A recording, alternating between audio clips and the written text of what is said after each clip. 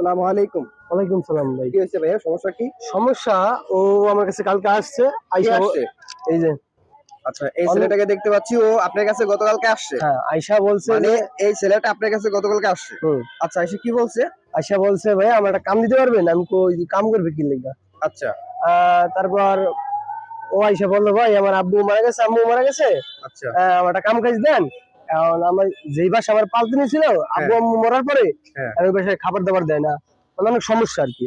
আচ্ছা সমস্যা বলতে ওর খাবার দাবার দেয় না, ওই বাড়ি একটা মেয়ে হয়েছে বলে, বাচ্চা মেয়ে হয়েছে নাকি, তা বাচ্চা মেয়ে হয়েছে, মানে ওরে এখন রাখবে না, এখন রাখবে মানে না। ওই এই ছেলেটাকে ওই ওই বাসায় রাখবে না? না না, রাখবে না। আচ্ছা, রাখবে না হলো, হ্যাঁ একটা মেয়ে হয়েছে, পাঁচ দিন ছিল, একটা মেয়ে হয়েছে, কাউ রাখবে না। এখন ও আমার কাছে আইসে কালকে, হ্যাঁ। কালকে আইসে বলছে ভাইয়া যে আমার একটা কাম কাজ দেন, এখন আমার তো খাওয়ার মতো কেউ নাই, যে পালতিনি ছিল হে আর কি এখন খাবার দাবার দেয় না, সমস্যা হয়ে গেছে আমার।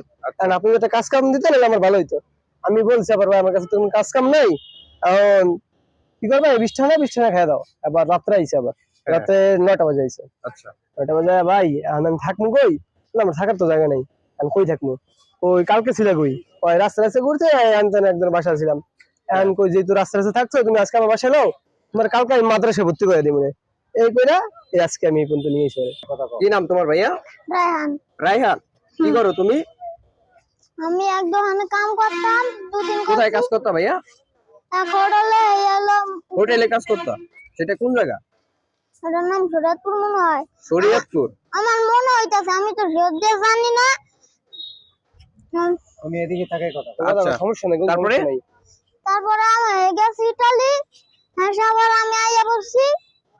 হ্যাঁ কালকে দিক দিয়ে ঘুরতেছিলাম, হ্যাঁ ভাইদারে কই কি খেলা আছে, হ্যাঁ 20 টাকা দিছে, ভাত খেয়েছি। আচ্ছা, তোমার দেশের বাড়ি কোথায়?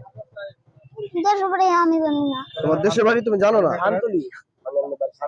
শান্তলি। শান্তলি জানে, আমার গার্জিয়ান কেউ নাই শান্তলি। তোমার গার্জিয়ান কেউ নাই? আচ্ছা, তোমার মা বাবা কি করে? আমার বাবা বাঙালি কাজ করতো, আর আমার মায়ের বাসাতে। আচ্ছা, এরা কোথায় আছে তুমি কি জানো? কিছু জানো না? আচ্ছা, এরা মারা গেছে। আচ্ছা, এখন তোমার জন্য আমরা কি ব্যবস্থা করতে পারি, তুমি কি মনে করো তোমার জন্য আসলে কি করা উচিত আমাদের?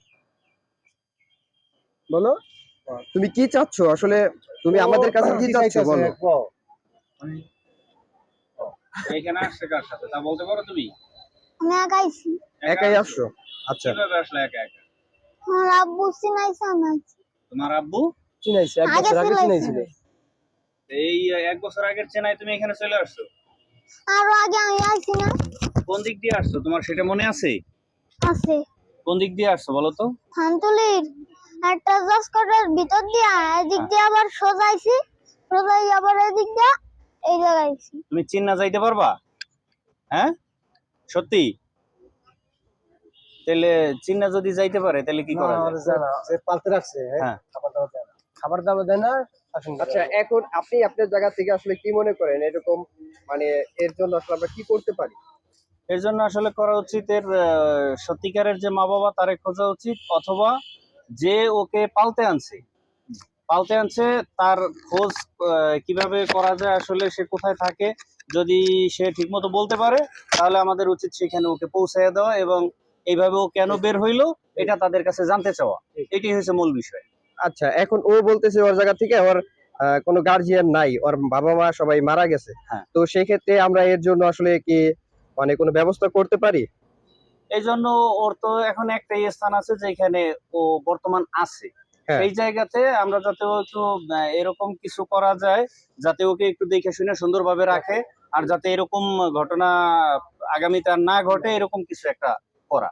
আচ্ছা, এখন আমরা কি আসলে ওর ব্যাপারটাকে আসলে দায়িত্ব নিয়ে কাজটা করতে পারি? এটা আসলে সবাই মিলে যদি করা যায় তাহলে অবশ্যই সম্ভব। আচ্ছা, ভাইয়ার পরিচয়? আমার নাম ফরহাদ, মোস্তফাপুর ইউনিয়ন, দক্ষিণ কেশরা গ্রাম। আচ্ছা, ঠিক আছে। তো আপনি কি আমাদের সাথে কি সহযোগিতা করবেন? আপনারা সবাই যদি থাকেন তাহলে আমার ফোন নাম্বার রাখলে যদি কখনো আমার দরকার হয় তাহলে আমি অবশ্যই থাকবো। আচ্ছা, ঠিক আছে, ভাইয়ার ফোন নাম্বারটা আমাদেরকে দিয়ে যাবেন। আর আচ্ছা, আপনি তো দেখতেছিলাম যে এই বাচ্চাটার সাথে আপনি কথা বলতেছিলেন। হ্যাঁ। তো আপনি এসে আসলে কি শুনছেন আর কি কথা ও বলতেছিল একটু বলেন ও আমাদের। মানে কালকে রাত্রে ও বলল যে ভাই ও তো এই ছেলেটা তো একা, ওরা যে জায়গায় পালতে নিছে সেই জায়গায় খাবার দাবার ঠিক মতন দেয় না। আচ্ছা এই জন্য মানে এরা অবহেলা করতেছে। এই জন্য ও আবার ঘরে হেন থেকে আয়া পড়ছে, আয়া পর আবার ওর কাছে আইছে, ওর 20টা টাকা দিছে, তাই ও কিছু কিনা খাইছে। তারপর রাত্র হয়ে গেছে, ও চিন্তা ভাবনা করছে যাক আমি ওরে নিয়ে যাই বাসায়। হ্যাঁ, আচ্ছা আমি আবার বলছিলাম যে এই জায়গায় মাদ্রাসা আছে, এতিমখানা, ওই জায়গায় দিয়ে দেবো, চিন্তা করি দিয়ে দেবো। ও যদি আবার ওখান থেকে একা একা চলে যায়, তা সেইটা এনে একটা বিষয় আছে। আমরা একটা সমস্যা আসলে যারা পালতে নিছে তারা যদি বলে ভাই আমার এই বাচ্চা কই, আমার এই বাচ্চা দিতে হইবে। হ্যাঁ, আপনি যেটুকু দিচ্ছেন। আচ্ছা, এখন এই বাচ্চাটাকে কে বা কারা পালতে নিছে সেটা কি আপনি জানেন? না আমি জানি না। তাহলে ও বলছে মস্তাপুর নিছে। মাস্টার তুমি জানি কোথায় ভাড়া গেছে কি আমি জানি না। মানে এরা আবার অন্য জায়গায় ভাড়া গেছে, আবার অন্য জায়গা থেকে ভাড়া। আচ্ছা চলে গেছে। আচ্ছা, ঠিক আছে প্রিয় দর্শক, আমরা দেখি আসলে এই বাচ্চাটার জন্য আসলে কি করা যায়।